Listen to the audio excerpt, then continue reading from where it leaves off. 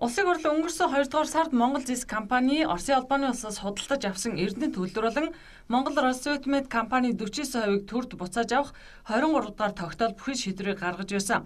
За энэ тогтоолыг өнөөдөр бүрэн дүүрэн хэрэгжүүлж Эрдэнэт болон Монгол Россойтмедийн 49%-ийг төрийн өмчөд шилжүүлэх шийдвэрийг засгийн газрын хуралдаанаас гаргасан тухай мэдээллээ.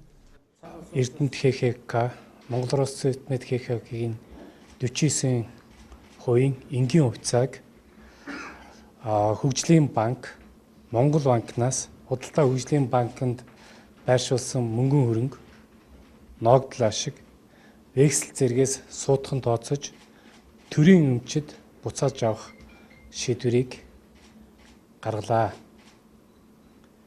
Ингэснээрээ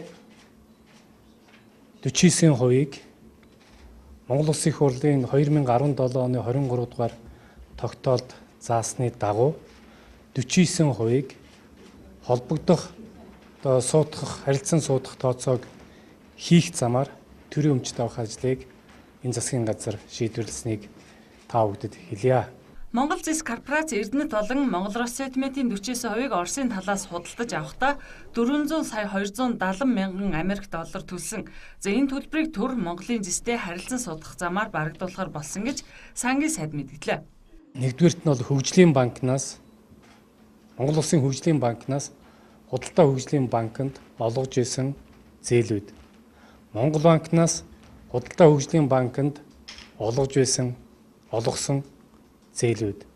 Мөн одоо Сэлэнг аймагт орших концессийн гэрээ түүний одоо 217 тэрбум төгрөгийг улсад одоо концессийн хүчингү олгож түүний хөрөнгийг суудгалд оруулж тооцох.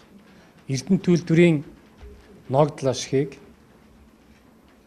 49%-ийг эзэмсэж байгаа Mongolian Copper Corporation руу шилжсэн мөнгийг мөн суудгалд тооцох зэрэг харилцан судалгаалуудыг хийх замаар энэ 400 сая 270 мянган долларыг одоо харилцан судалгах шийдвэрийг мөн засгийн газар шийдвэрлэлээ.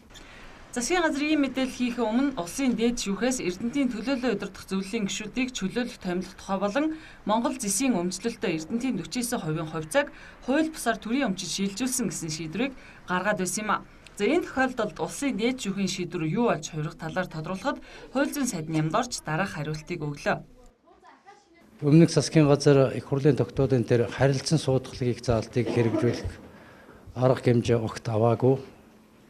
Ийм нөхцөл байж хахад тэр улсын бүртгэлд төрийн өмчгээд бүртгэгдсэн байлээ.